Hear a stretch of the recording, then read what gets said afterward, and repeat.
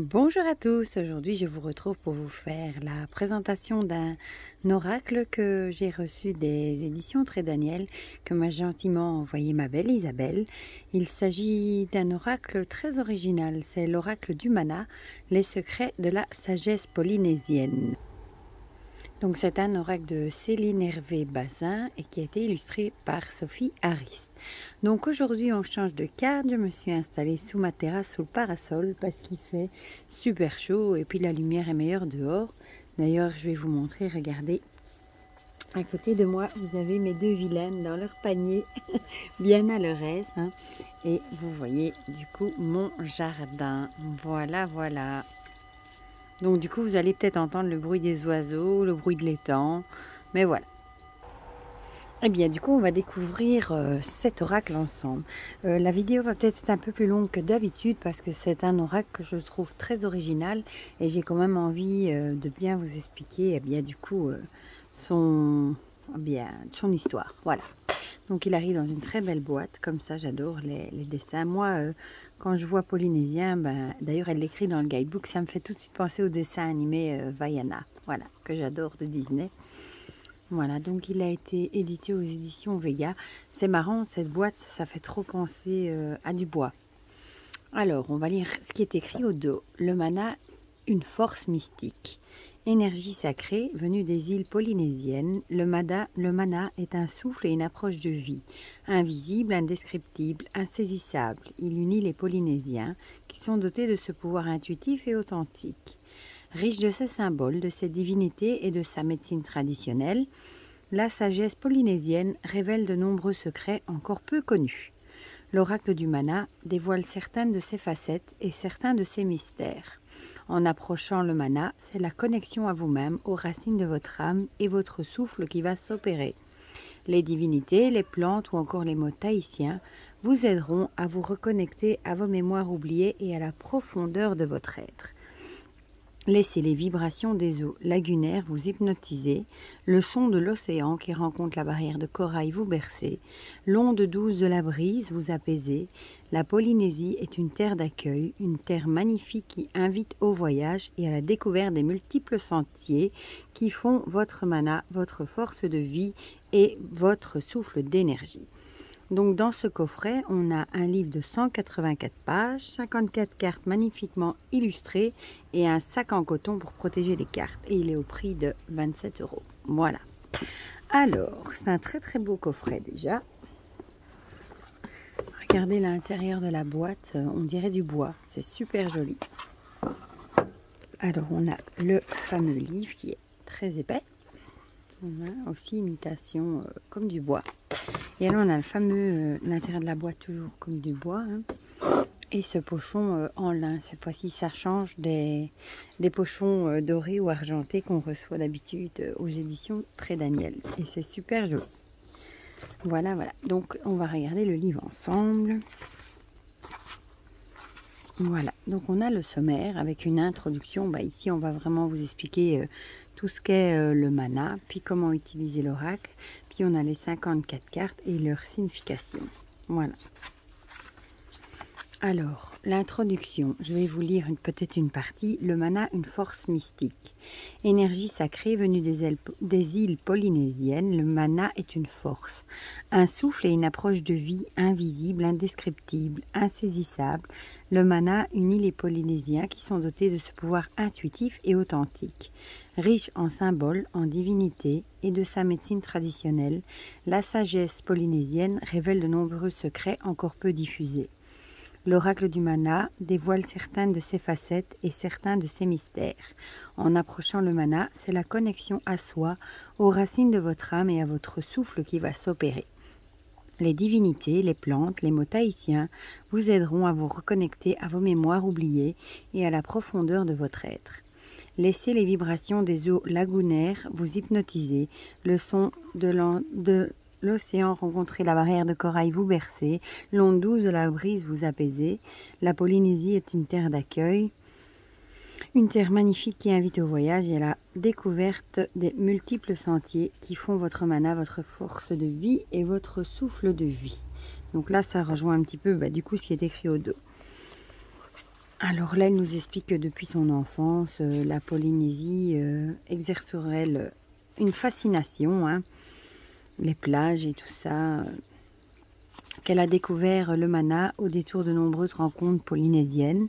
Le mana est, selon la tradition européenne, considéré souvent comme un concept ou une notion floue. Il a même été qualifié de machin par l'anthropologue Claude Lévi-Strauss. Dès qu'elle a été initiée aux pratiques de ce soin traditionnel polynésien et à leurs nombreuses techniques, le mot mana a surgi. Sans connaître les interprétations européennes, elle a été baignée dans cette énergie vitale, cette force mystérieuse qui relie à l'autre. Alors, le mana porte de l'âme. Dans la tradition polynésienne, au moment de la mort, l'âme du défunt prenait son envol vers le pot, l'au-delà en tahitien. Les âmes pouvaient atteindre le point d'envol après un certain nombre d'étapes afin d'arriver à la pointe Tata'a, le lieu d'envol de l'âme. L'âme pouvait rebondir sur Ofaiora, la pierre de vie, et reprendre vie ou atterrir sur Ofaipoe, la pierre de mort. Ne rigolez pas pour la prononciation, hein. Et se séparer à jamais de sa dépouille mortelle. L'âme s'élançait vers les monts voisins de Morea, puis Raitea, avant d'être guidée vers l'au-delà. Le pot était le monde des dieux divisé en deux, le paradis et l'enfer. Les âmes errantes, les Tupapayu, étaient les défunts qui avaient connu une mort violente ou commis des crimes. Elles étaient condamnées à rester sur terre, dans un monde intermédiaire, car invisible à l'œil humain. Cette perception de la vie après la mort rejoint les nombreux mythes funéraires des plus grandes civilisations comme l'ancienne Égypte, la Grèce antique, l'Empire romain ou l'Inde hindouiste. Ces visions communes témoignent à mon sens d'une compréhension ancestrale de l'âme et l'univers à laquelle la sagesse polynésienne participe. Voilà, bon là elle nous explique son parcours. Et ici, le mana des secrets et des messagers. En Polynésie, les secrets des Rao Tahiti, la pharmacopée traditionnelle, sont tenus confidentiels. Les cérémonies de la danse du feu est réalisée par un élu. Les apprentissages des techniques de guérison sont murmurés par les anciens à ceux et celles dignes de le savoir. Oui, c'est vraiment une sagesse qui se transmet plutôt de sage en sage. Selon la tradition, le mana ne se transmet que de deux manières, soit par la terre, soit par l'adoption. Le mana, qui se communique par la terre, revient à la transmission du sang et du nom. Donc ça se transmet par les parents, les grands-parents, etc. À ceux qui sont choisis, évidemment. En Polynésie, les terres instituent les rapports sociaux. Telle famille possède telle terre avec tel marae, ancien temple, ce qui lui donne un rang social. Ce mana est réservé, il naît plus ou moins fort selon la famille dans laquelle on est. Le mana par adoption, quant à lui, ressemble à une très belle coutume polynésienne qui consiste à adopter un enfant. Si les parents biologiques s'estiment incapables de l'élever, l'adoption fa'amu est très répandue et de nombreux enfants sont ainsi adoptés en Polynésie. Il est de même pour le mana, vous pouvez être adopté et recevoir le mana. Je trouve ça très beau, moi. Alors ici, elle nous parle, depuis le succès du dessin animé Vaiana, l'histoire mythique des îles du Pacifique est mieux connue du grand public. La légende de Maui, on l'a tous retenue dans le dessin animé Vaiana, est probablement la plus célèbre parmi les nombreux autres contes et légendes que compte la culture polynésienne. Dans le film, la spiritualité polynésienne est représentée à travers le personnage de la grand-mère, qui surgit sous forme d'une raie manta comme un animal protecteur. L'océan est personnifié et il choisit son élu, ce qui rappelle la conception anthropologique de la région où la naissance prédétermine la place de l'individu dans la hiérarchie sociale. En Polynésie, seuls les rois et les reines sont élus et les personnages de Vaiana porte le rouge en digne héritière de son île. La déesse Tefiti donne sa forme à une île, une référence aux îles de Yuaine ou de Morea, où les montagnes sont personnifiées par les femmes. Le crabe Tamatoe vit au royaume de Lakotai, c'est-à-dire le royaume des morts. La fin de Vaiana illustre la conception polynésienne de l'île, non de l'être, selon laquelle nous sommes à la fois anges et démons, protecteurs et destructeurs. Le tout est l'un. La morale de Vaiana appelle à choisir la voie du cœur, celle qui guide la sagesse polynésienne. Les 54 cartes de l'oracle du mana proposent un aperçu de la richesse, de la diversité et de la profondeur de la spiritualité polynésienne à travers certains de ses messagers et symboles. Si j'ai choisi de les associer sous le terme générique de mana, c'est à la fois pour rendre hommage à la richesse du terme et pour célébrer un des plus anciens et des plus universels mots de l'humanité. Voilà. Bon, ici on nous parle plutôt, nous explique la sagesse polynésienne, que c'est une approche de vie. Pas tout vous lire. Ici, elle explique comment elle a illustré ce guide avec ses étudiants, comment utiliser du coup cet oracle. Voilà. Alors ici, elle va nous expliquer plusieurs tirages. Le tirage Manu Iti, lire le présent. Ici, c'est du coup un tirage en une carte. Le tirage de Toru, la pyramide de l'âme, que vous voyez ici. Suivre Aveya, manifester votre univers en 11 cartes. Ensuite, on a ici une petite présentation, je trouve ça très bien, des 54 cartes. Ça nous explique que les cartes vont nous tutoyer, comme le veut la pratique en Polynésie. Donc ici, hein, reprends ton souffle. On a le nom de la carte avec son numéro, le petit message, bref, hein, et la traduction du nom. Donc par exemple, Aï veut dire feu, Ananua veut dire arc-en-ciel, etc. Et ça, on a pour les 54 cartes du coup. Et ensuite, on va passer à la signification des cartes. Voilà. Avec son numéro, son nom, son petit, comment dire, le petit mot-clé, on va dire. Ici, un petit texte et alors l'explication. Voilà. Et ça pour chaque carte. Mais du coup, on en tirera une à la fin. Comme ça, je vous lirai le message. Comme ça, vous aurez une petite idée de ce que cet oracle peut vous apporter. Alors, voilà. Pour les cartes, on a le dos qui est comme ça aussi, on dirait du bois. Les tranchons neutres sont des grandes cartes. Et ici, on a les cartes avec les bordures. Ça reprend en fait ce qu'on a sur la boîte de chaque côté. On a le numéro, le nom, l'image et ici la fameuse petite phrase. Voilà, petit mot-clé.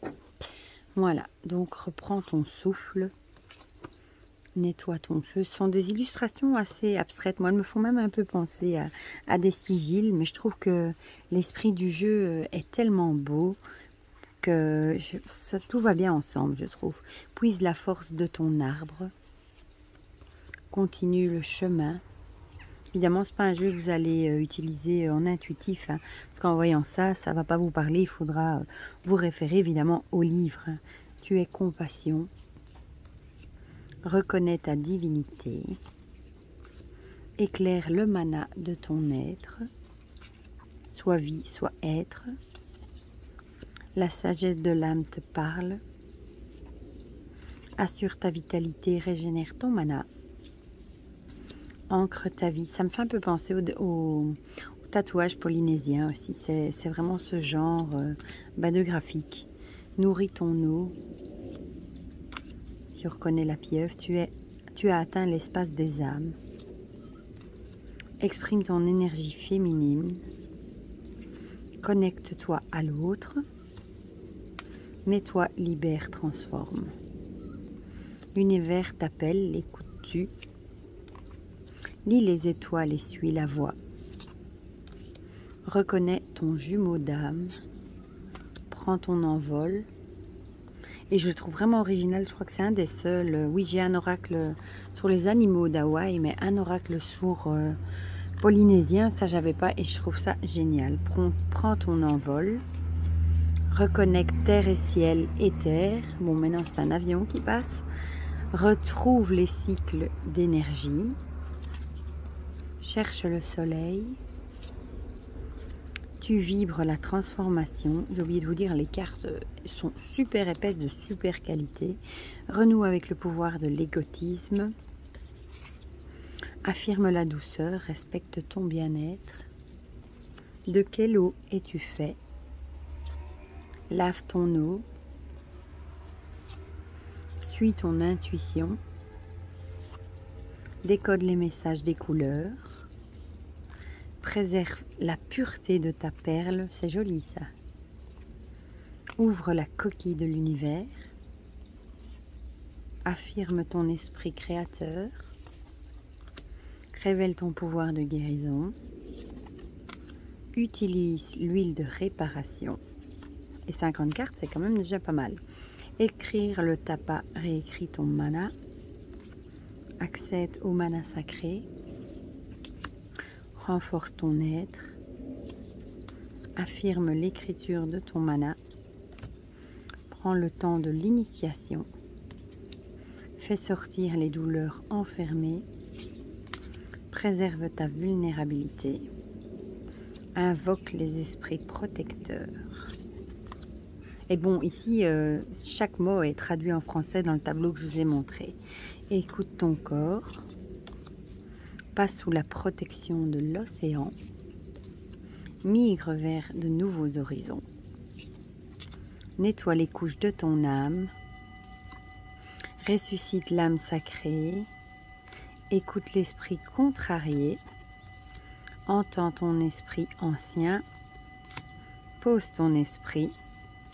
Célèbre l'abondance. Sois eau, sois source d'amour. Ressource-toi avec les esprits de la nature. Alors, je vais mélanger les cartes. Et on va en tirer une, comme ça vous aurez un petit message. Ça, vous verrez le genre de message que le livre vous transmet. Elle se mélange. Ah bah voilà, super bien. C'est celle-ci qui arrive. Je vais quand même vous la montrer. Hein. Ho'oponopono. Nettoie, libère, transforme. Du coup. Bon, déjà, elles sont numérotées. Ça, c'est très chouette. Le 16. Voilà. Je vais quand même aller voir dans le tableau, du coup. Voilà, le 16. Ho'oponopono. Rétablir l'ordre, purification spirituelle. Alors, nettoie, libère, transforme. Créateur divin, créatrice divine, père, mère, fils, fille, qui ne font qu'un. Si moi, mon être, mon âme, ma famille, mon karma, mes ancêtres et mes descendants, vous avons offensé en pensée, en vibration, en parole et en action, vous, vos êtres, votre âme, votre famille, votre karma, vos ancêtres et vos descendants, nous vous demandons humblement pardon. Puissent ces énergies, ces liens et ces énergies négatives et pervers être coupés. Puisse tout cela être nettoyé, libéré, purifié. Puisse tout cela être transmuté, transformé en pure énergie d'amour et d'unité. Puisse notre unité illuminer l'univers d'une énergie pure, de lumière et d'amour. Je vous aime, je suis désolée, je vous demande pardon, je vous remercie, je nous aime. Bon, ça c'est petit texte écrit toujours avant. Ici, on est tombé sur un très long. Alors, on va lire ce qui est écrit du coup dans le livre. La prière du Ho'oponopono est une prière très puissante, simple et universelle. La méthode de guérison du Ho'oponopono vient de Hawaï. Selon l'étymologie hawaïenne, le mot associe Ho à Pono, qui pourrait se traduire par le fait d'agir avec moralité, qualité de cœur et compassion. Cette prière repose sur les principes du pardon, du nettoyage des blessures et la transformation en amour. Le Ho'oponopono intègre les piliers de la guérison polynésienne. Cette prière considère que les erreurs deviennent des émotions négatives qui conduisent à la maladie. En coupant les liens et nettoyant les mémoires, la santé est préservée. Ou encore les relations sont assainies. Le Ho'oponopono valorise le pouvoir de la pensée. Le Ho'oponopono croit fondamentalement aux liens que nous créons au quotidien. Il nous enseigne l'importance de préserver l'amour, la paix et la compassion au centre de chacune de nos interactions. Le Ho'oponopono repose sur le pardon mutuel. L'oracle du mana t'invite à réaliser 3 prières de Ho'oponopono. La première est destinée à la Terre et à l'univers, en remerciant de ce qu'il nous offre. La deuxième est destinée à ton univers et à l'ensemble des actes qui auraient pu créer des blocages ou des liens pervers autour de toi. Récite la prière en pensant aux personnes avec qui tu as interagi et à qui tu souhaites demander pardon. La troisième est destinée à une personne qui en a besoin. en prononçant une prière pour une personne anonyme que l'oracle du mana et Ho'oponopono choisissent, tu propages des énergies positives et de réparation dans un acte de pure compassion. Récite la prière en ouvrant tes mains pour ouvrir ton mana et ton intention à un être inconnu qui en a besoin. Eh ben, moi, je trouve ça très joli comme message. D'abord, en premier, remercier la Terre, évidemment, pour tout ce qu'elle nous offre. Moi, tous les jours, je remercie d'être entourée de nature, d'avoir un jardin, mes arbres, mes fleurs, etc. La deuxième, de pardonner à des gens autour de vous, peut-être avec qui vous êtes fâchés. Et la troisième, je trouve ça très beau, moi, de faire justement une prière pour un inconnu qui en aurait besoin. Voilà, une prière pour un inconnu. Très, très, très chouette. Eh bien, moi, je trouve cet oracle vraiment original, de super qualité.